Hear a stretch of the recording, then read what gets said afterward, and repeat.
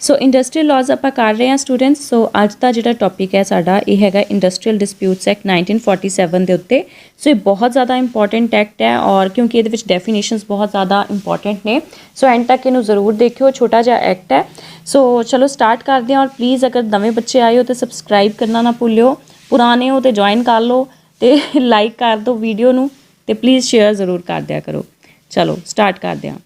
ਸੋ industrial disputes act ਦਾ main object ਕੀ ਹੈ? ਸਭ ਤੋਂ ਪਹਿਲਾਂ ਤਾਂ ਇੰਡਸਟਰੀਅਲ ਡਿਸਪਿਊਟਸ ਜਿਹੜੇ ਹੁੰਦੇ ਨੇ ਇੰਪਲੋਈਜ਼ ਦੇ ਵਿੱਚ ਜਾਂ ਇੰਪਲੋਇਜ਼ ਦੇ ਵਿੱਚ, ਉਹਨਾਂ ਨੂੰ ਸੌਰਟ ਆਊਟ ਕਰਨਾ, ਰਾਈਟ, ਉਹਨਾਂ ਨੂੰ ਇਨਵੈਸਟੀਗੇਟ ਕਰਨਾ, ਉਹਨਾਂ ਨੂੰ ਸੌਰਟ ਆਊਟ ਕਰਨਾ। ਦੈਨ ਉਸ ਤੋਂ ਬਾਅਦ ਹੈਗਾ to encourage collective bargaining. Collective bargaining ਹੈਗਾ ਕਿ ਜਦੋਂ ਇਕੱਠੇ ਸਾਰੇ ਜਾਣੇ ਰਲ ਕੇ ਇੰਪਲੋਈਜ਼ ਜਾਂ ਇੰਪਲੋਇਜ਼ ਸਾਰੇ ਜਾਣੇ ਇੱਕ ਕਾਮਨ ਪੁਆਇੰਟ ਦੇ ਉੱਤੇ ਆ ਕੇ ਐਗਰੀ ਹੁੰਦੇ ਨੇ। ਸੋ ਇਹਦੇ ਜਿਹੜੇ ਤਿੰਨ ਪ੍ਰੋਸੈਸ ਹੁੰਦੇ ਨੇ ਕਲੈਕਟਿਵ ਬਾਰਗੇਨਿੰਗ ਦੇ। ਇੱਕ ਹੁੰਦਾ ਐਡਜੂਡੀਕੇਸ਼ਨ, ਸਭ ਤੋਂ ਪਹਿਲਾਂ ਹੁੰਦਾ ਕੰਸੀਲੀਏਸ਼ਨ, ਦੈਨ ਉਸ ਤੋਂ ਬਾਅਦ ਹੁੰਦਾ ਐਡਜੂਡੀਕੇਸ਼ਨ ਅਤੇ ਫਿਰ ਹੁੰਦਾ ਆਰਬਿਟਰੇਸ਼ਨ। ਸੋ ਇਹਦੇ ਵਿੱਚ ਲੇਬਰ ਕੋਰਟਸ ਵਗੈਰਾ ਵੀ ਇਨਵੋਲਵ ਹੁੰਦੀਆਂ ਨੇ, ਰਾਈਟ, ਜਾਂ ਫਿਰ ਆਪਾਂ ਇੱਕ ਥਰਡ ਪਾਰਟੀ ਨੂੰ ਰੈਫਰ ਕਰ ਸਕਦੇ ਹਾਂ ਕਿ ਆਪਣੇ ਇੰਟਰਨਲ ਡਿਸਪਿਊਟਸ ਨੂੰ ਸੌਰਟ ਆਊਟ ਕਰਨ ਵਾਸਤੇ। ਸੋ ਮੇਨ ਮੋਟਿਵ ਹੁੰਦਾ ਕਿ ਇੰਡਸਟਰੀਅਲ ਪੀਸ ਨੂੰ ਮੇਨਟੇਨ ਕਰਕੇ ਰੱਖਣਾ ਅਤੇ ਇਲੀਗਲ ਸਟ੍ਰਾਈਕਸ ਜਾਂ ਲੌਕਆਊਟਸ ਨੂੰ ਪ੍ਰੀਵੈਂਟ ਕਰਨਾ। ਦੈਨ ਉਸ ਤੋਂ ਬਾਅਦ ਹੈਗੀ ਇੰਪੋਰਟੈਂਟ ਡੈਫੀਨੇਸ਼ਨ। ਸਭ ਤੋਂ ਪਹਿਲਾਂ ਇੰਡਸਟਰੀ ਜਿਹੜੀ ਇਹਦੀ ਬਹੁਤ ਬਰੋਡਰ ਮੀਨਿੰਗ ਹੈ, ਬਿਕੋਜ਼ ਇਹਦੇ ਵਿੱਚ ਸਿਰਫ ਔਰ ਸਿਰਫ ਡੋਮੈਸਟਿਕ ਇੰਪਲੋਇਮੈਂਟ ਕਵਰ ਨਹੀਂ ਹੁੰਦੀ ਹੈ, ਠੀਕ ਹੈ। ਇਸ ਨੂੰ ਛੱਡ ਕੇ, ਡੋਮੈਸਟਿਕ ਇੰਪਲੋਇਮੈਂਟ ਨੂੰ ਛੱਡ ਕੇ ਬਾਕੀ ਜਿੰਨੀਆਂ ਵੀ ਇੰਡਸਟਰੀਜ਼ ਨੇ, ਛੋਟੇ ਤੋਂ ਛੋਟਾ ਕੰਮ ਲੈ ਕੇ ਵੱਡੇ ਤੋਂ ਵੱਡਾ ਜਿਹੜੇ ਇੰਡਸਟਰੀਅਲ ਯੂਨਿਟਸ ਨੇ, ਰਾਈਟ, ਇਹ ਐਕਟ ਜਿਹੜਾ ਉੱਤੇ ਐਪਲੀਕੇਬਲ ਹੁੰਦਾ। ਦੈਨ ਉਸ ਤੋਂ ਬਾਅਦ ਵਰਕਮੈਨ ਦੇ ਵਿੱਚ ਸਾਰੇ ਹੀ ਕੈਟੇਗਰੀਜ਼ ਆਫ ਇੰਪਲੋਈਜ਼ ਜਿਹੜੇ ਆ ਜਾਂਦੇ ਆ। ਸਿਰਫ ਕੌਣ ਨਹੀਂ ਆਉਂਦੇ? ਜਿਹੜੇ ਮੈਨੇਜਰੀਅਲ ਅਤੇ ਐਡਮਿਨਿਸਟ੍ਰੇਟਿਵ ਵਰਕ ਦੇ ਵਿੱਚ ਹੁੰਦੇ ਨੇ ਉਹ ਬੰਦੇ ਨਹੀਂ ਆਉਂਦੇ, ਪਲੱਸ ਉਹ ਵਾਲੇ ਸੁਪਰਵਾਈਜ਼ਰਸ ਜਿਨ੍ਹਾਂ ਦੀ ਤਨਖਾਹ 10,000 ਪਰ ਮੰਥ ਤੋਂ ਵੱਧ ਹੁੰਦੀ ਹੈ, ਉਹ ਵਾਲੇ ਬੰਦੇ ਜਿਹੜੇ ਆ ਉਹ ਇੰਪਲੋਈਜ਼ ਦੀ ਜਾਂ ਵਰਕਮੈਨ ਦੀ ਕੈਟੇਗਰੀ ਦੇ ਵਿੱਚ ਨਹੀਂ ਆਉਂਦੇ। ਦੈਨ ਉਸ ਤੋਂ ਬਾਅਦ ਹੈਗਾ ਜਿਹੜੇ ਡਿਸਪਿਊਟਸ ਨੇ ਉਹਨਾਂ ਨੂੰ ਡੀਲ ਕਰਨ ਵਾਸਤੇ ਮਸ਼ੀਨਰੀ ਕੀ ਅਵੇਲੇਬਲ ਹੈ ਅੰਡਰ ਦੀ ਐਕਟ। ਸੋ ਜਿਵੇਂ ਮੈਂ ਤੁਹਾਨੂੰ ਕਿਹਾ ਕੰਸੀਲੀਏਸ਼ਨ, ਆਰਬਿਟਰੇਸ਼ਨ, ਐਡਜੂਡੀਕੇਸ਼ਨ। ਸਿਮਿਲਰਲੀ ਵਰਕ ਕਮੇਟੀ ਕੀ ਹੁੰਦੀ ਹੈ? ਇਹਦੇ ਵਿੱਚ ਇਕੁਅਲ ਨੰਬਰ ਆਫ ਇੰਪਲੋਇਰਸ ਅਤੇ ਇੰਪਲੋਈਜ਼ ਹੁੰਦੇ, ਉਨੇ ਹੀ ਨੰਬਰ ਆਫ ਇੰਪਲੋਇਰਸ ਹੋਣਗੇ, ਉਨੇ ਨੰਬਰ ਆਫ ਇੰਪਲੋਈਜ਼ ਹੋਣਗੇ, ਠੀਕ ਹੈ, ਅਤੇ ਕਾਮਨ ਪ੍ਰੋਬਲਮਸ ਨੂੰ ਮਿਲ ਕੇ ਸੌਰਟ ਆਊਟ ਕਰਨਗੇ। ਦੂਸਰੇ ਨੰਬਰ 'ਤੇ ਕੰਸੀਲੀਏਸ਼ਨ ਜਿਹੜੀ ਹੈ ਇੱਕ ਗਵਰਨਮੈਂਟ ਅਫੀਸ਼ੀਅਲ ਦੀ ਤਰਫ ਤੋਂ ਮਤਲਬ ਇੱਕ ਅਟੈਂਪਟ ਹੁੰਦੀ ਹੈ ਸੈਟਲ ਕਰਨ ਦੀ ਡਿਸਪਿਊਟ, ਠੀਕ ਹੈ। ਇੱਕ ਥਰਡ ਪਰਸਨ ਆਪਾਂ ਕਹਿ ਸਕਦੇ, ਥਰਡ ਪਾਰਟੀ ਜਿਹੜੀ ਹੈ ਇੱਕ ਗਵਰਨਮੈਂਟ ਅਫੀਸ਼ੀਅਲ ਦੀ ਫਾਰਮ ਦੇ ਵਿੱਚ ਉਹ ਡਿਸਪਿਊਟ ਨੂੰ ਸੌਰਟ ਆਊਟ ਕਰਨ ਦੀ ਜਿਹੜੀ ਹੈ ਕੋਸ਼ਿਸ਼ ਕਰਦੀ ਹੈ। ਐਡਜੂਡੀਕੇਸ਼ਨ ਦੇ ਵਿੱਚ ਜਿਹੜੀਆਂ ਕੋਰਟਸ ਆ ਜਾਂਦੀਆਂ, ਜਿਵੇਂ ਲੇਬਰ ਕੋਰਟ ਹੋ ਗਿਆ, ਇੰਡਸਟਰੀਅਲ ਟ੍ਰਿਬਿਊਨਲ ਹੋ ਗਈ ਜਾਂ ਨੈਸ਼ਨਲ ਟ੍ਰਿਬਿਊਨਲ ਹੋ ਗਈ, ਜਿਹੜੇ ਡਿਸਪਿਊਟ ਨੂੰ ਸੁਣਦੇ ਵੀ ਹੈ ਅਤੇ ਡਿਸਾਈਡ ਵੀ ਕਰਦੇ ਆ। ਉਸ ਤੋਂ ਬਾਅਦ ਹੈਗਾ ਕਿ ਇੰਡਸਟਰੀਅਲ ਡਿਸਪਿਊਟਸ ਐਕਟ ਦੇ ਅੰਦਰ ਜਿਹੜੀਆਂ ਡਿਫਰੈਂਟ ਮਸ਼ੀਨਰੀਜ਼ ਨੇ, ਠੀਕ ਹੈ, ਡਿਸਪਿਊਟ ਨੂੰ ਸੌਰਟ ਆਊਟ ਕਰਨ ਦੀਆਂ, ਉਹਦੇ ਲਈ ਜੋ ਵੀ ਅਸੀਂ ਬੋਡੀਜ਼ ਅਪੁਆਇੰਟ ਕਰਦੇ ਹਾਂ, ਸੋ ਉਹਦੇ ਲਈ ਬੋਡੀਜ਼ ਜਿਹੜੀਆਂ ਨੇ ਉਹ ਅੱਗੋਂ ਕਿਸ ਤਰ੍ਹਾਂ ਰਿਸਪੋਂਸੀਬਲ ਹੁੰਦੀਆਂ ਨੇ ਉਸ ਡਿਸੀਜਨ ਤੋਂ, ਜੋ ਡਿਸੀਜਨ ਕਲੈਕਟਿਵਲੀ ਲਿਆ ਗਿਆ ਆ, ਚਾਹੇ ਉਹ ਕੰਸੀਲੀਏਸ਼ਨ ਥਰੂ ਲਿਆ ਗਿਆ, ਚਾਹੇ ਉਹ ਵਰਕ ਕਮੇਟੀ ਦੇ ਥਰੂ ਲਿਆ ਗਿਆ ਅਤੇ ਚਾਹੇ ਉਹ ਐਡਜੂਡੀਕੇਸ਼ਨ ਦੇ ਥਰੂ ਲਿਆ ਗਿਆ ਆ। ਸੋ ਜਦੋਂ ਐਵੇਂ ਦਾ ਡਿਸੀਜਨ ਲਿਆ ਜਾਂਦਾ, ਸੋ ਜਿੰਨੇ ਵੀ ਬੰਦੇ ਨੇ, ਚਾਹੇ ਉਹ ਇੰਪਲੋਈਜ਼ ਨੇ ਜਾਂ ਇੰਪਲੋਇਰਸ ਨੇ, ਸੋ ਉਸ ਡਿਸੀਜਨ ਲਈ ਬਾਉਂਡ ਹੋ ਜਾਂਦੇ ਨੇ। So otherwise than in course of conciliation upon the parties to the settlement, ਕਿ ਕੰਸੀਲੀਏਸ਼ਨ ਨੂੰ ਛੱਡ ਕੇ ਬਾਕੀ ਮਤਲਬ ਕੰਸੀਲੇਟਰ ਕੌਣ ਹੋਏਗਾ ਫਿਰ ਉਹਦੇ ਵਿੱਚ? ਜਿਵੇਂ ਗਵਰਨਮੈਂਟ ਅਫੀਸ਼ੀਅਲ ਗਵਰਨਮੈਂਟ ਅਫੀਸ਼ੀਅਲ 'ਤੇ ਤਾਂ ਨਹੀਂ ਨਾ ਕੁਛ ਵੀ ਬਾਉਂਡ ਹੋਊਗਾ, ਬਟ ਜਿਹੜੀਆਂ ਬਾਕੀ ਪਾਰਟੀਜ਼ ਨੇ, ਇੰਪਲੋਇਰਸ ਨੇ, ਸੋ ਉਹ ਡਿਸੀਜਨ ਜਿਹੜਾ ਉਹਨਾਂ ਦੇ ਉੱਤੇ ਬਾਉਂਡ ਹੋਏਗਾ ਸੈਟਲਮੈਂਟ ਦਾ। ਦੈਨ ਉਸ ਤੋਂ ਬਾਅਦ ਹੈਗਾ period of operation of settlement and awards, ਕਿ ਕਿੰਨੇ ਟਾਈਮ ਦੇ ਦੌਰਾਨ ਸੈਟਲਮੈਂਟ ਜਿਹੜੀ ਆ ਹੋ ਜਾਣੀ ਚਾਹੀਦੀ ਆ। Number 1 settlement for a period as agreed by the parties, ਕਿ ਜੇ ਮੰਨ ਲਓ ਦੋਵਾਂ ਪਾਰਟੀਜ਼ ਐਗਰੀ ਕਰ ਗਈਆਂ ਇੱਕ ਮਤਲਬ ਇੱਕੋ ਕਾਮਨ ਟਾਈਮ ਪੀਰੀਅਡ ਲਈ, ਅਤੇ ਉਹਨੇ ਟਾਈਮ ਦੇ ਵਿੱਚ ਸੈੱਟ ਹੋਣਾ ਚਾਹੀਦਾ ਆ। ਦੈਨ ਉਸ ਤੋਂ ਬਾਅਦ ਜਦੋਂ ਤੁਸੀਂ ਸੈਟਲਮੈਂਟ ਕਰ ਲਈ ਅਤੇ ਉਸਦੇ 6 ਮਹੀਨਿਆਂ ਦੇ ਵਿੱਚ ਰਾਈਟ, ਦੈਨ ਉਸ ਤੋਂ ਬਾਅਦ ਹੈਗਾ an award for 1 year after its enforcement, ਕਿ ਜਦੋਂ ਸੈਟਲਮੈਂਟ ਨੂੰ ਐਨਫੋਰਸ ਕਰਤਾ ਵੀ ਹਾਂ ਠੀਕ ਹੈ ਹੁਣ ਇਹ ਡਿਸੀਜਨ ਸਾਡੇ ਦੋਵਾਂ ਦੇ ਵਿੱਚ ਹੋ ਗਿਆ ਆ, ਸੋ ਉਸ ਤੋਂ 1 ਸਾਲ ਦੇ ਵਿੱਚ ਜਿਹੜਾ ਆ ਮਤਲਬ ਉਹ ਚੀਜ਼ ਨੂੰ ਐਨਫੋਰਸ ਕਰ ਦੇਣਾ। ਦੈਨ ਉਸ ਤੋਂ ਬਾਅਦ ਹੈ ਲੇ ਆਫ ਜਿਹੜਾ ਸੈਕਸ਼ਨ 2KK ਦੇ ਅੰਡਰ ਡਿਫਾਈਨਡ ਹੈ। ਇਹਦੇ ਵਿੱਚ ਹੁੰਦਾ ਕਿ ਐਮਰਜੈਂਸੀ ਦੇ ਪੀਰੀਅਡ ਦੇ ਦੌਰਾਨ ਜਿਹੜਾ ਇੰਪਲੋਇਰ ਨੂੰ ਜਿਹੜੀ ਇੰਪਲੋਇਮੈਂਟ ਹੈ ਬੰਦ ਕਰਨੀ ਪੈਂਦੀ ਹੈ, ਠੀਕ ਹੈ। ਸੋ ਵਰਕ ਜਿਹੜਾ ਬੰਦ ਕਰਨਾ ਪੈਂਦਾ ਆ। ਸੋ ਇਹਦਾ ਮਤਲਬ ਕਿ ਉਹ ਰੀਜ਼ਨਸ ਜਿਹੜੇ ਉਹਦੇ ਕੰਟਰੋਲ ਤੋਂ ਬਾਹਰ ਹੈ। ਸੋ ਬਟ ਇਹਦੇ ਵਿੱਚ ਇਹ ਹੈ ਕਿ ਲੇ ਆਫ ਦਾ ਪੀਰੀਅਡ ਜਿਹੜਾ ਆ ਉਹ ਐਮਰਜੈਂਸੀ ਦੇ ਪੀਰੀਅਡ ਤੋਂ ਵੱਧ ਨਹੀਂ ਹੋਣਾ ਚਾਹੀਦਾ। ਸੋ ਇਸ ਕੇਸ ਦੇ ਵਿੱਚ ਜਿਹੜਾ ਇੰਪਲੋਇਰ ਦਾ ਰਿਲੇਸ਼ਨਸ਼ਿਪ ਖਤਮ ਨਹੀਂ ਹੁੰਦਾ, ਬਟ ਕੁਛ ਪੀਰੀਅਡ ਲਈ ਸਸਪੈਂਡ ਹੁੰਦਾ ਆ। ਸੋ ਇਹਦੇ ਲਈ ਕੰਡੀਸ਼ਨਸ ਕੀ ਹੈ ਕਿ failure, refusal or inability of an employer to provide work due to, ਮਤਲਬ ਕੰਮ ਨਹੀਂ ਪ੍ਰੋਵਾਈਡ ਕਰ ਸਕਦਾ ਉਹ ਇੰਪਲੋਈਜ਼ ਨੂੰ, ਕਿਉਂਕਿ ਕਿਸ ਰੀਜ਼ਨਸ ਕਰਕੇ? सब तो पहला शॉर्टेज ऑफ कोल पार और रॉ मटीरीयल, ठीक है, पिछों कोला नहीं आ रहा, जब बिजली की कोई कमी है या रॉ मटीरीयल की कमी है, सो उस केस ਦੇ ਵਿੱਚ। ਦੈਨ ਉਸ ਤੋਂ ਬਾਅਦ ਐਕੂਮੂਲੇਸ਼ਨਸ ਆਫ ਸਟਾਕਸ, ਆਲਰੇਡੀ ਸਟਾਕਸ ਜਿਹੜੇ ਇਕੱਠੇ ਹੋਏ ਪਏ ਆ। ਦੈਨ ਉਸ ਤੋਂ ਬਾਅਦ ਬ੍ਰੇਕਡਾਊਨ ਆਫ ਮਸ਼ੀਨਰੀ ਤੇ ਨੈਚੁਰਲ ਕਲੈਮਿਟੀ। ਸੋ ਇਸ ਕੇਸਿਸ ਦੇ ਵਿੱਚ ਕੀ ਹੈ, ਐਮਰਜੈਂਸੀ ਸਿਚੁਏਸ਼ਨ ਹੋ ਜਾਂਦੀ ਹੈ ਤੇ ਇੰਪਲੋਇਰ ਇਸ ਦੌਰਾਨ ਜਿਹੜਾ ਇੰਪਲੋਈਜ਼ ਨੂੰ ਕੰਮ ਨਹੀਂ ਦੇ ਪਾਉਂਦਾ। ਲੇ ਆਫ ਤੇ ਲੌਕਆਊਟ 'ਚ ਮੇਨ ਫਰਕ ਕੀ ਹੈਗਾ, ਲੇ ਆਫ ਦੇ ਵਿੱਚ ਜਿਹੜੀ ਜਗ੍ਹਾ ਆ ਇੰਪਲੋਇਮੈਂਟ ਦੀ, ਮਤਲਬ ਇਹਦੇ ਵਿੱਚ ਇੰਪਲੋਇਮੈਂਟ ਨਹੀਂ ਪ੍ਰੋਵਾਈਡ ਕਰਦਾ ਬਟ ਜਗ੍ਹਾ ਜਿਹੜੀ ਹੈ ਇੰਪਲੋਇਮੈਂਟ ਦੀ ਉਹ ਨਹੀਂ ਬੰਦ ਕਰਦਾ। ਮਤਲਬ ਇਹ ਹੈ ਕਿ ਜਿੱਦਾਂ ਫੈਕਟਰੀ ਨੂੰ ਤਾਲਾ ਨਹੀਂ ਲਾਉਂਦਾ, ਬਟ ਲੌਕਆਊਟ ਦੇ ਵਿੱਚ ਕੀ ਕਰਦਾ, ਲੌਕਆਊਟ ਦੇ ਵਿੱਚ ਟੈਂਪਰੇਰੀਲੀ ਤਾਲਾ ਵੀ ਲਾਉਣਾ ਪੈ ਸਕਦਾ ਆ, ਰਾਈਟ। ਸੋ ਇੰਪਲੋਇਮੈਂਟ ਦੋਨਾਂ ਕੇਸਿਸ ਦੇ ਵਿੱਚ ਹੀ ਬੰਦ ਹੁੰਦੀ ਹੈ, ਬਟ ਉਹਦੇ ਵਿੱਚ ਜਿਹੜਾ ਲੇ ਆਫ ਹੈ ਇਹਦੇ ਵਿੱਚ ਤਾਲਾ ਨਹੀਂ ਲੱਗਦਾ ਫੈਕਟਰੀ ਨੂੰ, ਬਟ ਲੌਕਆਊਟ ਦੇ ਵਿੱਚ ਜਿਹੜਾ ਤਾਲਾ ਲੱਗ ਜਾਂਦਾ ਹੈ। ਲੌਕ ਤੋਂ ਹਿਸਾਬ ਲਾ ਲਿਓ ਵੀ ਲੌਕਆਊਟ ਦੇ ਵਿੱਚ ਤਾਲਾ ਲੱਗ ਜਾਂਦਾ, ਲੇ ਆਫ ਦੇ ਵਿੱਚ ਤਾਲਾ ਨਹੀਂ ਲੱਗਦਾ। ਪਲੇਸ ਆਫ ਇੰਪਲੋਇਮੈਂਟ ਜਿਹੜੀ ਆ ਲੇ ਆਫ ਦੇ ਵਿੱਚ ਬੰਦ ਨਹੀਂ ਹੁੰਦੀ, ਜਦਕਿ ਪਲੇਸ ਆਫ ਇੰਪਲੋਇਮੈਂਟ ਜਿਹੜੀ ਹੈ ਲੌਕਆਊਟ ਦੇ ਕੇਸ ਦੇ ਵਿੱਚ ਬੰਦ ਹੋ ਸਕਦੀ ਹੈ, ਰਾਈਟ। ਸੋ ਇਹਦੇ ਵਿੱਚ ਕੰਪਨਸੇਸ਼ਨ ਕੀ ਹੁੰਦਾ ਹੈ, ਕੰਪਨਸੇਸ਼ਨ ਵਿੱਚ ਇੰਟਰਵੀਨਿੰਗ ਹੌਲੀਡੇਜ਼ ਦਾ ਕੋਈ ਵੀ ਵੇਜ ਨਹੀਂ ਪੇ ਕੀਤਾ ਜਾਏਗਾ। ਬਾਕੀ ਦਿਨਾਂ ਵਾਸਤੇ ਜਿਹੜਾ ਆ ਉਹ maximum 45 days in a year, ਉਹਦੇ ਵਾਸਤੇ 50% of the total or basic wages ਤੇ ਡੀਅਰਨੈਸ ਅਲਾਉੈਂਸ ਜਿਹੜਾ ਦਿੱਤਾ ਜਾਏਗਾ, ਮਤਲਬ ਸਭ ਦਾ 50%। ਦੈਨ ਉਸ ਤੋਂ ਬਾਅਦ ਨੋਟਿਸ ਆਫ ਚੇਂਜ, ਕਿ ਮੰਨ ਲਓ ਲੇ ਆਫ ਦੀ ਐਸੀ ਕੋਈ ਕੰਡੀਸ਼ਨ ਅਗਰ ਆ ਰਹੀ ਹੈ, ਸੋ ਉਸ ਲਈ 21 ਦਿਨਾਂ ਦਾ ਨੋਟਿਸ ਜਿਹੜਾ ਆ ਇੰਪਲੋਇਰ ਆਪਣੇ ਵਰਕਮੈਨ ਨੂੰ ਇਨ ਐਡਵਾਂਸ ਪ੍ਰੋਵਾਈਡ ਕਰੇਗਾ, ਔਰ ਇਹ ਜਿਹੜਾ 4th schedule of the act ਦੇ ਵਿੱਚ ਪ੍ਰੋਵਾਈਡ ਕੀਤਾ ਗਿਆ ਹੈ।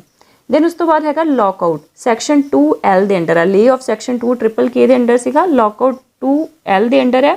ਇਹਦੇ ਵਿੱਚ ਹੈਗਾ closing of place of employment, ਆ ਗਿਆ ਨਾ ਇਹਦੇ ਵਿੱਚ, ਕਿ ਟੈਂਪਰੇਰੀਲੀ ਉਹਨੂੰ ਜਿਹੜੀ ਪਲੇਸ ਆਫ ਇੰਪਲੋਇਮੈਂਟ ਹੈ ਉਹਨੂੰ ਹੀ ਬੰਦ ਕਰ ਦਿੱਤਾ ਜਾਂਦਾ ਆ, ਔਰ ਸਸਪੈਂਸ਼ਨ ਆਫ ਵਰਕ ਬਾय ਇੰਪਲੋਇਰ ਔਰ ਰਿਫਿਊਜ਼ਲ ਬਾय ਇੰਪਲੋਇਰ ਟੂ ਕੰਟੀਨਿਊ, ਮਤਲਬ ਕਿ ਉਹ ਕਹੇਗਾ ਕਿ ਮੈਂ ਇੰਨੇ ਬੰਦੇ ਇਸ ਟਾਈਮ 'ਤੇ ਇੰਪਲੋਈ ਨਹੀਂ ਕਰ ਸਕਦਾ, ਰਾਈਟ। ਸੋ ਉਹਨੇ ਆਪਣਾ ਬੂਹਾ ਜਿਹੜਾ ਬੰਦ ਕਰ ਲਿਆ ਇੰਪਲੋਈਜ਼ ਵਾਸਤੇ। ਦੈਨ ਉਸ ਤੋਂ ਬਾਅਦ ਹੈ ਰਿਟਰੈਂਚਮੈਂਟ ਜਿਹੜਾ ਸੈਕਸ਼ਨ 200 ਦੇ ਅੰਡਰ ਡਿਫਾਈਨਡ ਹੈ। ਇਹਦੇ ਵਿੱਚ ਕੀ ਹੁੰਦਾ ਕਿ ਜਿਹੜੀ ਸਰਪਲਸ ਲੇਬਰ ਹੈ ਨਾ ਉਹਦੀ ਛਾਂਟੀ ਕਰ ਦਿੰਦੇ ਆ, ਜਿਹੜੇ ਵਾਧੂ ਲੱਗਦੇ ਆ ਆਰਗੇਨਾਈਜੇਸ਼ਨ ਨੂੰ ਬੰਦੇ, ਕਿ ਇਹ ਜਿਹੜੇ ਵਾਧੂ ਹੈ। ਸੋ ਇਸ ਕੇਸ ਦੇ ਵਿੱਚ ਕੋਈ ਪਨਿਸ਼ਮੈਂਟ ਦੇ ਵੇ ਨਾਲ ਨਹੀਂ ਉਹਨਾਂ ਨੂੰ ਛਾਂਟੀ ਕਰਦੇ, ਜਾਂ ਕੋਈ ਡਿਸਪਲਿਨਰੀ ਐਕਸ਼ਨ ਦੇ ਤਹਿਤ ਨਹੀਂ ਉਹਨਾਂ ਦੀ ਛਾਂਟੀ ਕਰਦੇ। ਇਹਦੀ ਛਾਂਟੀ ਇਹਨਾਂ ਦੀ ਕਿਉਂ ਹੁੰਦੀ ਹੈ, ਡਿਊ ਟੂ ਫੋਲੋਇੰਗ ਰੀਜ਼ਨਸ। ਕਿਹੜੇ ਵੋਲੰਟਰੀ ਰਿਟਾਇਰਮੈਂਟ, ਜਾਂ ਤੇ ਕੋਈ ਬੰਦਾ ਆਪੇ ਰਿਟਾਇਰਮੈਂਟ ਲੈ ਲੈਂਦਾ। ਦੂਸਰਾ, retired when workman reach the age of superannuation. Superannuation ਕੀ ਹੁੰਦਾ ਹੈ, ਜਿਸ ਤਰ੍ਹਾਂ ਆਪਣੇ ਪੰਜਾਬ ਦੇ ਵਿੱਚ ਹੈਗਾ ਕਿ 58 ਸਾਲ ਦੀ ਉਮਰ 'ਤੇ ਬੰਦਾ ਰਿਟਾਇਰ ਹੋ ਜਾਂਦਾ ਹੈ। ਸੋ ਦੈਟ ਮੀਨਸ ਕਿ ਉਹਦੀ ਕਾਹਦੀ ਏਜ ਹੈ, ਸੁਪਰ ਐਨੂਏਸ਼ਨ ਦੀ ਉਹਨੂੰ ਕਹਿੰਦੇ ਆ, ਠੀਕ ਹੈ। ਸੋ ਜਦੋਂ ਬੰਦਾ ਸੁਪਰ ਐਨੂਏਸ਼ਨ ਦੀ ਏਜ 'ਤੇ ਯਾਨੀ ਕਿ 58 ਸਾਲ ਦਾ ਹੋ ਜਾਏ ਅਤੇ ਰਿਟਾਇਰ ਹੋ ਜਾਏ ਉਸ ਕੇਸ ਦੇ ਵਿੱਚ। ਅਤੇ ਤੀਸਰਾ ਹੈਗਾ ਕੰਟੀਨਿਊਡ ਇਲ ਹੈਲਥ, ਜੇ ਬੰਦਾ ਲਗਾਤਾਰ ਬਿਮਾਰ ਰਹਿ ਰਿਹਾ, ਸੋ ਉਸ ਕੇਸ ਦੇ ਵਿੱਚ ਜਿਹੜੀ ਹੈ ਛਾਂਟੀ ਕੀਤੀ ਜਾਂਦੀ ਹੈ। ਦੈਨ ਉਸ ਤੋਂ ਬਾਅਦ ਹੈਗਾ ਸੈਟਲਮੈਂਟ ਸੈਕਸ਼ਨ 2P ਦੇ ਅੰਡਰ ਡਿਫਾਈਨਡ ਹੈ। ਸੋ ਸੈਟਲਮੈਂਟ ਕੀ ਹੈ, ਇੰਪਲੋਇਰ ਤੇ ਵਰਕਮੈਨ ਦੇ ਵਿੱਚ ਕਿਸ ਤਰ੍ਹਾਂ ਇੰਡਸਟਰੀਅਲ ਡਿਸਪਿਊਟਸ ਨੂੰ ਸੈਟਲ ਕੀਤਾ ਜਾਂਦਾ ਆ। ਸੋ ਉਹ ਸਾਰਾ ਪ੍ਰੋਸੈਸ, ਇਹ 3 ਤਰੀਕੇ ਜਿੱਦਾਂ ਆਪਾਂ ਕਿਹਾ ਸੀ, ਕੰਸੀਲੇਸ਼ਨ, ਐਡਜੂਡੀਕੇਸ਼ਨ ਤੇ ਆਰਬਿਟ੍ਰੇਸ਼ਨ ਦੇ ਥਰੂ ਜਿਹੜਾ ਹੈ ਆਪਾਂ ਸੈਟਲਮੈਂਟ ਕਰ ਸਕਦੇ ਹਾਂ। ਸਟੈਪਸ ਕੀ ਨੇ ਸੈਟਲਮੈਂਟ ਦੇ ਵਿੱਚ, ਸਭ ਤੋਂ ਪਹਿਲਾਂ ਤਾਂ ਦੋਵੇਂ ਪਾਰਟੀਜ਼ ਜਿਹੜੀਆਂ ਕਿਸੇ ਕਾਮਨ ਪੁਆਇੰਟ 'ਤੇ ਐਗਰੀ ਹੋਣੀਆਂ ਚਾਹੀਦੀਆਂ, ਅਤੇ ਉਹਦੇ ਲਈ ਉਹ ਕੀ ਹੈ, ਐਗਰੀਮੈਂਟ ਸਾਈਨ ਕਰਨਗੀਆਂ। ਨੰਬਰ 2 ਕਿ ਉਹ ਜਿਹੜਾ ਐਗਰੀਮੈਂਟ ਉਹਨਾਂ ਨੇ ਸਾਈਨ ਕੀਤਾ ਆ ਉਹ ਰਿਕੁਆਇਰਡ ਆਫਿਸਰ ਨੂੰ ਸੈਂਡ ਕਰਨਗੀਆਂ, ਉਹਦੀ ਜਿਹੜੀ ਕਾਪੀ ਹੈ ਐਗਰੀਮੈਂਟ ਦੀ, ਔਰ ਉਹ ਆਫਿਸਰ ਜਿਹੜਾ ਆ ਉਹ ਕੌਣ ਅਪੁਆਇੰਟ ਕਰੇਗਾ ਜਾਂ ਉਹਨੂੰ ਕੌਣ ਅਥਾਰਟੀ ਦੇਗਾ, ਐਪਰੋਪਰੀਏਟ ਗਵਰਨਮੈਂਟ, ਰਾਈਟ। ਦੈਨ ਉਸ ਤੋਂ ਬਾਅਦ ਆਉਂਦਾ ਸਟ੍ਰਾਈਕ ਹੈਗਾ ਸੈਕਸ਼ਨ 2Q ਦੇ ਅੰਡਰ ਡਿਫਾਈਨਡ। ਸਟ੍ਰਾਈਕ ਦਾ ਮਤਲਬ ਹੈ temporary ਸੈਸੇਸ਼ਨ of work by employees, ਕਿ ਇੰਪਲੋਈਜ਼ ਜਿਹੜੇ ਆ ਟੈਂਪਰਰੀ ਤੌਰ 'ਤੇ ਕੰਮ ਜਿਹੜਾ ਬੰਦ ਕਰ ਦਿੰਦੇ ਆ, ਟੂ ਐਕਸਪ੍ਰੈਸ ਦੇਅਰ ਗ੍ਰੀਵੈਂਸਿਸ, ਆਪਣੇ ਗ੍ਰੀਵੈਂਸਿਸ ਨੂੰ ਐਕਸਪ੍ਰੈਸ ਕਰਨ ਲਈ, ਜੋ ਵੀ ਉਹਨਾਂ ਦੇ ਮਨ ਮੁਟਾਵ ਨੇ, ਜੋ ਵੀ ਉਹਨਾਂ ਨੂੰ ਪਰੇਸ਼ਾਨੀ ਹੈ ਉਹਨਾਂ ਨੂੰ ਐਕਸਪ੍ਰੈਸ ਕਰਨ ਲਈ, or to enforce a demand concerning the changes in working conditions, ਕਿ ਸਾਡੀਆਂ ਵਰਕਿੰਗ ਕੰਡੀਸ਼ਨਸ ਦੇ ਵਿੱਚ ਆ ਚੇਂਜਸ, ਜੇ ਤਨਖਾਹ 'ਚ ਕਰੋ, ਜੇ ਕੋਈ ਮਤਲਬ ਜਿੱਥੇ ਉਹ ਕੰਮ ਕਰਦੇ ਉਹਦੇ ਵਿੱਚ ਕੋਈ ਮਤਲਬ ਹੈਲਦੀ ਇਨਵਾਇਰਮੈਂਟ ਨਹੀਂ ਹੈਗਾ ਉਹਦੇ 'ਚ ਚੇਂਜਸ ਲਿਆਓ। ਹੁਣ ਇਹਦੇ ਫੀਚਰਸ ਕੀ ਹੈ ਸਟ੍ਰਾਈਕ ਦੇ, ਮਤਲਬ ਆਪਾਂ ਕਹਿ ਸਕਦੇ ਕਿ ਇਨਗਰੀਡੀਐਂਟਸ ਕੀ ਹੈ, ਵੀ ਇਹਦੇ ਵਿੱਚ ਸਭ ਤੋਂ ਪਹਿਲਾਂ ਤਾਂ ਸੈਸੇਸ਼ਨ ਆਫ ਵਰਕ ਹੋਇਆ ਹੋਣਾ ਚਾਹੀਦਾ, ਕੰਮ ਬੰਦ ਹੋਇਆ ਹੋਣਾ ਚਾਹੀਦਾ ਆ। Number 2, such cessation of work should be by a body of person employed in any industry, ਕਿ ਉੱਥੋਂ ਦੇ ਇਹ ਨਹੀਂ ਕਿ ਬਾਹਰੋਂ ਕਿਸੇ ਨੇ ਆ ਕੇ ਸਟ੍ਰਾਈਕ ਕਰਤੀ, ਨਹੀਂ, ਉਹ ਜਿਹੜੇ ਇੰਪਲੋਈਜ਼ ਹੈ ਉਹਨਾਂ ਦੁਆਰਾ ਕੀਤਾ ਹੋਇਆ ਹੋਣਾ ਚਾਹੀਦਾ ਆ। ਅਤੇ number 3, there should be a refusal under common understanding, ਕਿ ਸਾਰਿਆਂ ਨੇ ਕੰਮ ਕਰਨਾ ਕਿਉਂ ਬੰਦ ਕਰਤਾ, ਕਿਉਂਕਿ ਸਾਰੇ ਹੀ ਇੱਕ ਹੀ ਵਜ੍ਹਾ ਦੇ ਨਾਲੋਂ ਪਰੇਸ਼ਾਨ ਨੇ, ਰਾਈਟ। ਦੈਨ ਆਪਾਂ ਗੱਲ ਕਰਾਂਗੇ ਟਾਈਪਸ ਆਫ ਸਟ੍ਰਾਈਕਸ ਦੀ। ਸਭ ਤੋਂ ਪਹਿਲਾਂ ਹੈਗੀ ਹੈ ਸਟੇ ਇਨ ਸਟ੍ਰਾਈਕ ਜਾਂ ਸਿਟ ਡਾਊਨ ਸਟ੍ਰਾਈਕ ਜਾਂ ਪੈਨ ਡਾਊਨ ਸਟ੍ਰਾਈਕ ਜਾਂ ਟੂਲ ਡਾਊਨ ਸਟ੍ਰਾਈਕ, ਇਹ ਸਾਰੀਆਂ ਇੱਕੋ ਹੀ ਤਰ੍ਹਾਂ ਦੀਆਂ, ਨਾਮ ਤੋਂ ਹੀ ਕਲੀਅਰ ਹੋ ਰਿਹਾ, ਠੀਕ ਹੈ, ਕਿ ਕੰਮ ਕਰਨਾ ਬੰਦ ਕਰ ਦਿਓ ਜਿਸ ਚੀਜ਼ ਨਾਲ ਵੀ ਤੁਸੀਂ ਕੰਮ ਕਰ ਰਹੇ ਹੋ। ਦੈਨ ਉਸ ਤੋਂ ਬਾਅਦ ਸੈਕਿੰਡ ਹੈਗਾ ਗੋ ਸਲੋ ਦੇ ਵਿੱਚ ਕੀ ਹੈ, ਡੈਲੀਬਰੇਟਲੀ ਮਤਲਬ ਆਪਣਾ ਕੰਮ ਦੀ ਸਪੀਡ ਜਿਹੜੀ ਹੈ ਉਹ ਜਾਣਬੁੱਝ ਕੇ ਘਟਾ ਦਿੰਦੇ ਆ। ਸੋ ਇਹਦੇ ਵਿੱਚ ਇਹ ਬੇਸਿਕਲੀ ਇਹਦੇ ਵਿੱਚ ਕਿਉਂਕਿ ਇਹਦੇ ਵਿੱਚ ਸੈਸ਼ਨ ਆਫ ਵਰਕ ਨਹੀਂ ਆ, ਸੋ ਇਹ ਸਟ੍ਰਾਈਕ ਦੀ ਡੈਫੀਨੇਸ਼ਨ 'ਚ ਨਹੀਂ ਆਉਂਦਾ। But various judgments of Supreme Court ਜਿਵੇਂ ਕਿ Bharat Sugar Mills versus Jai Singh, Bank of India versus Kalewala, so ਇਹਨਾਂ ਦੇ ਵਿੱਚ ਜਿਹੜਾ ਸੁਪਰੀਮ ਕੋਰਟ ਨੇ ਇਹਨੂੰ ਇਲੀਗਲ ਸਟ੍ਰਾਈਕ ਜਿਹੜਾ ਇੰਟਰਪ੍ਰੇਟ ਕੀਤਾ ਹੈ, ਤੈਨੂੰ ਸੀਰੀਅਸ ਮਿਸਕੰਡਕਟ ਜਿਹੜਾ ਕਿਹਾ ਹੈ ਗੋ ਸਲੋ ਨੂੰ, ਠੀਕ ਹੈ, ਕਿ ਕੰਮ ਹੌਲੀ ਹੌਲੀ ਕਰੋ। ਦੈਨ ਉਸ ਤੋਂ ਬਾਅਦ ਹੈਗਾ ਲਾਈਟਿੰਗ ਔਰ ਵਾਈਲਡ ਕੈਟ ਸਟ੍ਰਾਈਕ। ਇਹਦੇ ਵਿੱਚ ਸਡਨਲੀ ਜਿਹੜਾ ਕੰਮ ਨੂੰ ਵਿਡਰਾ ਕਰ ਦਿੱਤਾ ਜਾਂਦਾ ਹੈ। ਪਬਲਿਕ ਯੂਟਿਲਿਟੀ ਸਰਵਿਸ ਦੇ ਵਿੱਚ ਇਹ ਸਟ੍ਰਾਈਕਸ ਜਿਹੜੀਆਂ ਪ੍ਰੋਹਿਬਿਟਡ ਨੇ, ਬਾਕੀ ਇੰਡਸਟਰੀਜ਼ ਦੇ ਵਿੱਚ ਇਹਨਾਂ ਨੂੰ ਫਿਰ ਵੀ ਜਸਟੀਫਾਈਡ ਕਿਹਾ ਜਾਂਦਾ ਹੈ।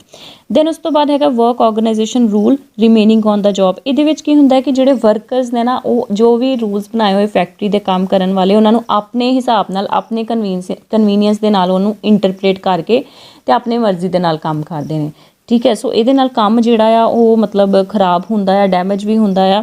ਸੋ ਇੰਡੀਆ ਦੇ ਵਿੱਚ ਇਹਨੂੰ ਸਟੋਪੇਜ ਆਫ ਵਰਕ ਨਹੀਂ ਕੰਸੀਡਰ ਕੀਤਾ ਜਾਂਦਾ, ਆਲਦੋ USA ਦੇ ਵਿੱਚ ਇਹ ਇੱਕ ਰੈਕੋਗਨਾਈਜ਼ਡ ਫਾਰਮ ਆਫ ਸਟ੍ਰਾਈਕ ਆ। ਸੋ ਇੰਡੀਆ ਦੇ ਵਿੱਚ ਸਟ੍ਰਾਈਕ ਦੀ ਐਂਬਿਟ ਦੇ ਵਿੱਚ ਨਹੀਂ ਆਉਂਦਾ, ਰਾਈਟ, ਕਿਉਂਕਿ ਸਟੋਪੇਜ ਆਫ ਵਰਕ ਹੀ ਨਹੀਂ ਹੈਗਾ, ਸੈਸੇਸ਼ਨ ਆਫ ਵਰਕ ਹੀ ਨਹੀਂ ਹੈਗਾ। ਉਸ ਤੋਂ ਬਾਅਦ ਆਉਂਦਾ ਘੇਰਾਓ ਤੇ ਤੁਹਾਨੂੰ ਪਤਾ ਨਾਮ ਤੋਂ ਪਤਾ ਲੱਗ ਰਿਹਾ ਵੀ ਜਿਹਨੂੰ ਘੇਰਾ ਪਾ ਦੇਣਾ, ਠੀਕ ਹੈ, ਐਨਸਰਕਲਮੈਂਟ। ਸੋ ਇਹਦੇ ਵਿੱਚ ਕੇਸਿਸ ਵਗੈਰਾ ਲਿਖੇ ਯਾਦ ਨਹੀਂ ਰੱਖਣ ਦੀ ਜ਼ਰੂਰਤ ਹੈਗੀ, ਬਟ ਇਹ ਵੀ ਜਿਹੜਾ ਆ ਇਹਨੂੰ ਵੀ ਮਤਲਬ ਮੰਨਿਆ ਗਿਆ ਇਲੀਗਲ ਜਿਹਾ ਮੰਨਿਆ ਗਿਆ ਹੈ, ਰੋਂਗਫੁਲ ਕਨਫਾਈਨਮੈਂਟ ਕੰਸੀਡਰ ਕੀਤਾ ਜਾਂਦਾ। ਦੈਨ ਉਸ ਤੋਂ ਬਾਅਦ ਬੰਦ ਹੁੰਦਾ ਕੰਪਲੀਟਲੀ ਕਲੋਜ਼ ਡਾਊਨ ਕਰਨਾ, ਇਹ ਵੀ ਇੱਕ ਤਰ੍ਹਾਂ ਦਾ ਸਟ੍ਰਾਈਕ ਨਹੀਂ ਹੈਗਾ। ਕੇਰਲਾ ਗਵਰਨਮੈਂਟ ਨੇ ਇਹਨੂੰ ਕੇਸ ਦੇ ਵਿੱਚ ਇਹਨੂੰ ਸੁਪਰੀਮ ਕੋਰਟ ਨੇ ਜਿਹੜਾ ਆ ਇਲੀਗਲ ਤੇ ਐਂਟੀ ਕੌਂਸਟੀਟਿਊਸ਼ਨਲ ਡਿਕਲੇਅਰ ਕੀਤਾ ਸੀ।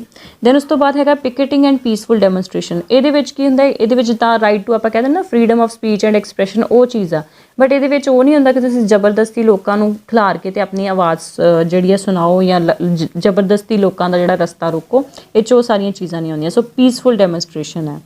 ਦੈਨ ਹੈਗਾ ਪ੍ਰੋਹਿਬਿਸ਼ਨ ਆਫ ਸਟ੍ਰਾਈਕਸ ਐਂਡ ਲੌਕਆਊਟਸ, ਕਿ ਕਿਸ ਟਾਈਮ ਦੇ ਦੌਰਾਨ ਤੁਸੀਂ ਜਿਹੜੀ ਸਟ੍ਰਾਈਕਸ ਹੈ ਨਹੀਂ ਕੰਡਕਟ ਕਰ ਸਕਦੇ। ਸਭ ਤੋਂ ਪਹਿਲਾਂ ਤਾਂ ਹੈਗਾ ਕਿ ਤੁਸੀਂ ਨੋਟਿਸ ਜਿਹੜਾ ਆ ਉਹ ਐਮਪਲੋਇਰ ਨੂੰ ਦੇਣਾ ਆ ਕਿ ਅਸੀਂ ਜਿਹੜਾ ਆ ਸਟ੍ਰਾਈਕ ਕੰਡਕਟ ਕਰਨੀ ਹੈ। ਸੋ ਇਹ ਨੋਟਿਸ ਜਿਹੜਾ ਸਟ੍ਰਾਈਕ ਕੰਡਕਟ ਕਰਨ ਤੋਂ ਘੱਟੋ ਘੱਟ 6 ਹਫ਼ਤੇ ਪਹਿਲਾਂ ਤੁਸੀਂ ਦੇਣਾ ਆ, ਰਾਈਟ। ਦੈਨ ਉਸ ਤੋਂ ਬਾਅਦ ਹੈਗਾ ਵਿਦਿਨ 14 ਡੇਜ਼ ਆਫ ਗਿਵਿੰਗ ਸੱਚ ਨੋਟਿਸ। ਹੁਣ ਤੁਸੀਂ ਨੋਟਿਸ ਦੇ ਦਿੱਤਾ, ਉਸ ਤੋਂ ਬਾਅਦ ਤੁਸੀਂ 2 ਹਫ਼ਤੇ ਵੇਟ ਕਰੋਗੇ, 2 ਹਫ਼ਤੇ ਤੱਕ ਤੁਸੀਂ ਬਿਲਕੁਲ ਵੀ ਸਟ੍ਰਾਈਕ ਜਿਹੜੀ ਹੈ ਸਟਾਰਟ ਨਹੀਂ ਕਰੋਗੇ। ਦੈਨ ਉਸ ਤੋਂ ਬਾਅਦ ਹੈਗਾ before the expiry of date of strike specified in any such notice S ਏਫੋਰਸੈਡ। ਮਤਲਬ ਕਿ ਜਿੱਦਾਂ ਮੰਨ ਲਓ ਤੁਸੀਂ ਉਹਨਾਂ ਨੂੰ ਕਿਹਾ ਕਿ 14 ਅਗਸਤ ਤੱਕ ਤੁਸੀਂ ਸਾਡੀ ਜਿਹੜੀ ਹੈ ਮਤਲਬ ਅਸੀਂ ਸਟ੍ਰਾਈਕ ਜਿਹੜੀ ਹੈ ਕੰਡਕਟ ਕਰ ਦੇਣੀ ਹੈ ਜੇ ਤੁਸੀਂ ਸਾਡੀਆਂ ਡਿਮਾਂਡਸ ਨਹੀਂ ਮੰਨੀਆਂ।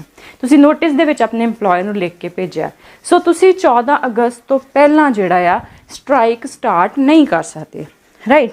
ਦੈਨ ਉਸ ਤੋਂ ਬਾਅਦ ਹੈਗਾ ਕਿ ਜੇ EMPLOYER ਤੇ EMPLOYEE ਦਾ ਜਿਹੜਾ ਡਿਸਪਿਊਟ ਹੈ ਉਹ ਆਲਰੇਡੀ ਕੌਂਸੀਲੇਸ਼ਨ ਆਫਿਸਰ ਦੇ ਕੋਲ ਗਿਆ ਹੋਇਆ, ਸੋ ਡਿਊਰਿੰਗ ਦੈਟ ਟਾਈਮ ਪੀਰੀਅਡ ਤੁਸੀਂ ਸਟ੍ਰਾਈਕ ਨਹੀਂ ਸਟਾਰਟ ਕਰ ਸਕਦੇ। ਐਂਡ ਉਸ ਤੋਂ ਬਾਅਦ ਜੋ ਵੀ ਡਿਸੀਸ਼ਨ ਆਇਆ, ਭਾਵੇਂ ਤੁਹਾਡੀ ਫੇਵਰ 'ਚ ਆਇਆ ਭਾਵੇਂ ਅਗੇਂਸਟ ਆਇਆ, ਸੋ ਉਸ ਤੋਂ ਬਾਅਦ 7 ਡੇਜ਼ ਜੋ ਵੀ ਡਿਸੀਜਨ ਆਇਆ ਉਸ ਤੋਂ 7 ਡੇਜ਼ ਦੇ ਵਿੱਚ ਵੀ ਤੁਸੀਂ ਸਟ੍ਰਾਈਕ ਜਿਹੜੀ ਹੈ ਸਟਾਰਟ ਨਹੀਂ ਕਰ ਸਕਦੇ। ਸਿਮਿਲਰਲੀ ਜੇ ਤੁਹਾਡੀਆਂ ਕੰਸੀਲੇਸ਼ਨ ਪ੍ਰੋਸੀਡਿੰਗ ਕਿਸੇ ਬੋਰਡ ਕੋਲ ਪਈਆਂ ਆ ਤਾਂ ਵੀ ਉਸ ਦੌਰਾਨ ਤੁਸੀਂ ਸਟ੍ਰਾਈਕ ਨਹੀਂ ਕੰਡਕਟ ਕਰ ਸਕਦੇ, ਅਤੇ ਨਾ ਹੀ ਉਹਦੀ ਪ੍ਰੋਸੀਡਿੰਗਸ ਦੇ ਕਨਕਲੂਜਨ ਤੋਂ 7 ਡੇਜ਼ ਦੇ ਬਾਅਦ ਕਰ ਸਕਦੇ ਹੋ ਜਾਂ ਵਿੱਚ ਕਰ ਸਕਦੇ ਹੋ। ਦੈਨ ਉਸ ਤੋਂ ਬਾਅਦ ਲਾਸਟ ਹੈਗਾ ਜੇ ਤੁਹਾਡੀਆਂ ਜਿਹੜੇ ਡਿਸਪਿਊਟ ਹੈ ਉਹ ਲੇਬਰ ਕੋਰਟ ਦੇ ਵਿੱਚ ਪਿਆ ਜਾਂ ਟ੍ਰਿਬਿਊਨਲ ਦੇ ਵਿੱਚ ਪਿਆ ਜਾਂ ਨੈਸ਼ਨਲ ਟ੍ਰਿਬਿਊਨਲ ਦੇ ਵਿੱਚ ਪਿਆ, ਉਸ ਕੇਸ ਦੇ ਵਿੱਚ ਵੀ ਡਿਊਰਿੰਗ ਪੈਂਡੈਂਸੀ ਤੁਸੀਂ ਸਟ੍ਰਾਈਕ ਨਹੀਂ ਕੰਡਕਟ ਕਰ ਸਕਦੇ, ਅਤੇ ਨਾ ਹੀ ਉਹ ਡਿਸੀਜਨ ਦੇ ਕਨਕਲੂਜਨ ਤੋਂ 2 ਮਹੀਨੇ ਤੱਕ ਤੁਸੀਂ ਜਿਹੜਾ ਆ ਸਟ੍ਰਾਈਕ ਕੰਡਕਟ ਕਰ ਸਕਦੇ ਹੋ, ਠੀਕ ਹੈ। ਦੈਨ ਅਗੇਨ ਸਿਮਿਲਰਲੀ ਜਿਵੇਂ ਕੰਸੀਲੇਸ਼ਨ ਆਫਿਸਰ ਦੇ ਕੋਲ ਪਿਆ ਤੁਸੀਂ ਨਹੀਂ ਕੰਡਕਟ ਕਰ ਸਕਦੇ। ਸਿਮਿਲਰਲੀ ਅਗਰ ਆਰਬਿਟ੍ਰੇਸ਼ਨ ਪ੍ਰੋਸੀਡਿੰਗਸ ਤੁਹਾਡੀਆਂ ਚੱਲ ਰਹੀਆਂ, ਕਿਸੇ ਆਰਬਿਟ੍ਰੇਟਰ ਕੋਲ ਤੁਹਾਡਾ ਦੋਵਾਂ ਦਾ ਡਿਸਪਿਊਟ ਜਿਹੜਾ ਗਿਆ ਹੋਇਆ ਹੈ, ਸੋ ਉਸ ਕੇਸ ਦੇ ਵਿੱਚ ਵੀ ਡਿਊਰਿੰਗ ਦੈਟ ਟਾਈਮ ਪੀਰੀਅਡ ਵੀ ਨਹੀਂ ਕੰਡਕਟ ਕਰ ਸਕਦੇ, ਅਤੇ ਜਦੋਂ ਉਹ ਕਨਕਲੂਡ ਹੋ ਗਈਆਂ ਪ੍ਰੋਸੀਡਿੰਗਸ ਉਹ ਤੋਂ 2 ਮਹੀਨੇ ਤੱਕ ਵੀ ਤੁਸੀਂ ਜਿਹੜਾ ਆ ਉਹ ਨਹੀਂ ਕਰ ਸਕਦੇ under subsection 3A of section 10A। Similarly ਕੋਈ ਵੀ ਐਸਾ ਟਾਈਮ ਪੀਰੀਅਡ ਜਿਸ ਦੌਰਾਨ ਤੁਹਾਡੀ ਸੈਟਲਮੈਂਟ ਦੀ ਗੱਲ ਜਿਹੜੀ ਹੈ ਪ੍ਰੋਸੀਡਿੰਗਸ ਚੱਲ ਰਹੀਆਂ, ਉਸ ਟਾਈਮ ਦੌਰਾਨ ਤੁਸੀਂ ਸਟ੍ਰਾਈਕ ਜਿਹੜੀ ਆ ਨਹੀਂ ਸਟਾਰਟ ਕਰ ਸਕਦੇ। ਦੈਨ ਉਸ ਤੋਂ ਬਾਅਦ ਹੈਗਾ ਕਿ ਜੇਕਰ EMPLOYER ਨੇ ਲੇ ਆਫ ਕਰਨਾ ਜਾਂ ਰਿਟਰੈਂਚਮੈਂਟ ਕਰਨਾ ਜਾਂ ਕਲੋਜ਼ਰ ਕਰਨਾ ਆਪਣੀ ਫੈਕਟਰੀ ਦਾ, ਸੋ ਉਸ ਕੇਸ ਦੇ ਵਿੱਚ ਉਹਨੂੰ ਪਹਿਲਾਂ ਪਰਮਿਸ਼ਨ ਗਵਰਨਮੈਂਟ ਤੋਂ ਲੈਣੀ ਪਏਗੀ ਇਨ ਕੇਸ ਉਹਦੀ ਫੈਕਟਰੀ ਦੇ ਵਿੱਚ 100 ਤੋਂ ਜ਼ਿਆਦਾ ਵਰਕਮੈਨ ਨੇ ਔਰ ਉੱਤਰ ਪ੍ਰਦੇਸ਼ ਦੇ ਕੇਸ ਦੇ ਵਿੱਚ 300 ਹੈਗਾ 300 ਜਾਂ 300 ਤੋਂ ਜ਼ਿਆਦਾ ਪਿਛਲੇ 12 ਮਹੀਨਿਆਂ ਦੇ ਵਿੱਚ। ਸੋ ਇਸ ਕੇਸ ਦੇ ਵਿੱਚ ਜਿਹੜਾ ਉਹਨੂੰ ਗਵਰਨਮੈਂਟ ਤੋਂ ਪਰਮਿਸ਼ਨ ਲੈਣੀ ਪਏਗੀ ਅਗਰ ਉਹ ਲੇ ਆਫ ਕਰਨਾ ਚਾਹੁੰਦਾ ਜਾਂ ਰਿਟਰੈਂਚਮੈਂਟ ਕਰਨਾ ਚਾਹੁੰਦਾ ਜਾਂ ਕਲੋਜ਼ਰ ਚਾਹੁੰਦਾ ਆ। ਸੋ ਰਿਟਰੈਂਚਮੈਂਟ ਆਫ ਵਰਕਮੈਨ ਦੀ ਅਗਰ ਆਪਾਂ ਗੱਲ ਕਰੀਏ ਇਹਦੇ ਵਿੱਚ ਕੰਪਨਸੇਸ਼ਨ ਤੇ ਕੰਡੀਸ਼ਨਸ ਕੀ ਨੇ। ਕੰਪਨਸੇਸ਼ਨ ਜਿਹੜਾ ਕਿ ਜੇਕਰ ਕੋਈ ਵੀ EMPLOYE ਪਿਛਲੇ 1 ਸਾਲ ਯਾਨੀ ਕਿ 365 ਦਿਨਾਂ 'ਚ ਅਗਰ ਉਹਨੇ 240 ਦਿਨ ਕੰਮ ਕੀਤਾ ਆ ਤੇ ਉਹਨੂੰ ਉਦੋਂ ਤੱਕ ਰਿਟਰੈਂਚ ਨਹੀਂ ਕੀਤਾ ਜਾਊਗਾ ਜਦ ਤੱਕ ਉਹ ਥੱਲੇ ਵਾਲੀਆਂ ਕੰਡੀਸ਼ਨ ਜਿਹੜੀਆਂ ਲਿਖੀਆਂ ਹੋਈਆਂ ਫੁੱਲਫਿਲ ਨਹੀਂ ਕਰਦਾ ਜਾਂ ਇਹ ਵਾਲੀਆਂ ਕੰਡੀਸ਼ਨਸ ਜਿਹੜੀਆਂ ਹੋਣਗੀਆਂ ਲਾਗੂ ਉਹਦੇ ਤੇ, ਜਾਂ ਤਾਂ ਉਹਨੂੰ ਜਿਹੜਾ ਹੈ ਰਿਟਰੈਂਚਮੈਂਟ ਕੰਪਨਸੇਸ਼ਨ ਦਿੱਤਾ ਜਾਊਗਾ at the rate of 15 days wages for every completed year of service, right. Then ਉਸ ਤੋਂ ਬਾਅਦ ਜਿੰਨੇ ਸਾਲ ਵੀ ਉਹਨੇ ਕੰਮ ਕੀਤਾ ਉਹਦੇ ਹਿਸਾਬ ਨਾਲ 15 ਦਿਨ ਦੀ ਵੇਜਸ ਦੇ ਹਿਸਾਬ ਦੇ ਨਾਲ ਉਹਨੂੰ ਕੰਪਨਸੇਸ਼ਨ ਮਿਲੇਗਾ for every completed year of service. Then ਉਸ ਤੋਂ ਬਾਅਦ given 1 months notice or wage in lieu of, ਜਾਂ ਤਾਂ ਉਹਨੂੰ 1 ਮਹੀਨੇ ਦਾ ਨੋਟਿਸ ਦਿੱਤਾ ਜਾਊਗਾ ਐਡਵਾਂਸ ਦੇ ਵਿੱਚ, ਜੇ ਨਹੀਂ ਨੋਟਿਸ ਦਿੱਤਾ ਤਾਂ ਉਹਨੂੰ 1 ਮਹੀਨੇ ਦੀ ਤਨਖਾਹ ਦੇਵੋ। ਦੈਨ ਉਸ ਤੋਂ ਬਾਅਦ ਰੀਜ਼ਨ ਫॉर ਰਿਟਰੈਂਚਮੈਂਟ ਕਿ ਕਿਉਂ ਉਹਨੂੰ ਤੁਸੀਂ ਰਿਟਰੈਂਚ ਕਰ ਰਹੇ ਹੋ ਉਹਨੂੰ ਰੀਜ਼ਨ ਵੀ ਦੱਸੋ। Complying with the principle of last come first go, ਠੀਕ ਹੈ ਕਿ ਤੁਹਾਨੂੰ ਮਤਲਬ ਛਾਂਟੀ ਕਰਨੀ ਹੈ EMPLOYEES ਦੀ ਤੇ ਤੁਹਾਨੂੰ ਉਹਨੂੰ ਦੱਸਣਾ ਪਏਗਾ ਵੀ ਤੁਹਾਨੂੰ ਇਸ ਲਈ ਰਿਟਰੈਂਚ ਕਰ ਰਹੇ ਹਾਂ ਵੀ ਤੁਸੀਂ ਅਖੀਰ ਤੇ ਆਏ ਸੀਗੇ ਤੇ ਇਸ ਲਈ ਤੁਹਾਨੂੰ ਪਹਿਲਾਂ ਜਾਣਾ ਪਏਗਾ, ਰਾਈਟ। ਸੋ ਇਸ ਤਰ੍ਹਾਂ ਦੇ ਕੁਝ ਜੋ ਵੀ ਕੰਡੀਸ਼ਨਸ ਨੇ ਉਹ ਨਾਲ ਅਟੈਚ ਕਰਨੀਆਂ ਪੈਣਗੀਆਂ। ਉਸ ਤੋਂ ਬਾਅਦ ਹੈਗਾ ਜੇ ਕਲੋਜ਼ਰ ਕਰਨੀ ਹੈ ਉਸ ਕੇਸ ਦੇ ਵਿੱਚ ਜੇ ਤੁਹਾਡੀ ਫੈਕਟਰੀ ਦੇ ਵਿੱਚ 50 ਤੋਂ ਵੱਧ ਜਾਂ 100 ਤੋਂ ਘੱਟ ਬੰਦੇ ਜਿਹੜੇ EMPLOYED ਹੈ, ਸੋ ਉਸ ਕੇਸ ਦੇ ਵਿੱਚ ਤੁਸੀਂ ਫੈਕਟਰੀ ਕਲੋਜ਼ ਕਰਨੀ ਹੈ ਤੇ ਤੁਹਾਨੂੰ 60 ਡੇਜ਼ ਨੋਟਿਸ ਜਿਹੜਾ EMPLOYEES ਨੂੰ ਪਹਿਲਾਂ ਦੇਣਾ ਪਏਗਾ। ਦੈਨ ਸੈਕਿੰਡ ਕੇਸ ਹੈਗਾ ਜੇਕਰ ਤੁਹਾਡੀ ਫੈਕਟਰੀ ਦੇ ਵਿੱਚ 100 ਜਾਂ 100 ਤੋਂ ਜ਼ਿਆਦਾ EMPLOYEES ਆ, ਉਸ ਕੇਸ ਦੇ ਵਿੱਚ ਤੁਹਾਨੂੰ ਪਤਾ ਕਿ ਗਵਰਨਮੈਂਟ ਕੋਲ ਤੁਹਾਨੂੰ ਪ੍ਰਾਇਰ ਪਰਮਿਸ਼ਨ ਲੈਣੀ ਪਏਗੀ। ਸੋ ਉਸ ਕੇਸ ਦੇ ਵਿੱਚ ਤੁਸੀਂ 90 ਡੇਜ਼ ਐਡਵਾਂਸ ਨੋਟਿਸ ਜਿਹੜਾ ਹੈ ਸਰਵ ਕਰੋਗੇ EMPLOYEES ਨੂੰ ਕਲੋਜ਼ਰ ਰਿਗਾਰਡਿੰਗ। ਦੈਨ ਉਸ ਤੋਂ ਬਾਅਦ ਹੈਗਾ ਪੀਨਲ ਪ੍ਰੋਵੀਜ਼ਨ ਕਿ ਜੇਕਰ ਕੋਈ EMPLOYER ਜਿਹੜਾ ਆ ਉਹ ਕੰਟਰਾਵੀਨ ਕਰਦਾ ਆ ਵਰਕ ਦੀ ਇੰਡਸਟਰੀਅਲ ਡਿਸਪਿਊਟਸ ਐਕਟ ਦੀ ਕਿਸੇ ਵੀ ਪ੍ਰੋਵੀਜ਼ਨ ਨੂੰ, ਸੋ ਉਸ ਕੇਸ ਦੇ ਵਿੱਚ ਉਹਨੂੰ 6 ਮਹੀਨੇ ਤੱਕ ਦੀ ਸਜ਼ਾ ਤੇ 5000 ਤੱਕ ਦਾ ਫਾਈਨ ਜਿਹੜਾ ਆ ਹੋ ਸਕਦਾ ਆ। ਅਗਰ ਉਹ ਇਹ ਆਪਣਾ ਅਫੈਂਸ ਜਿਹੜਾ ਕੰਟੀਨਿਊ ਰੱਖਦਾ ਆ ਸੋ ਉਸ ਕੇਸ ਦੇ ਵਿੱਚ ਉਹਨੂੰ ਡੇਲੀ ਬੇਸਿਸ ਤੇ 200 ਰੁਪਏ ਫਾਈਨ ਜਿਹੜਾ ਪਈ ਜਾਏਗਾ। So that was all about industrial disputes act. Thank you.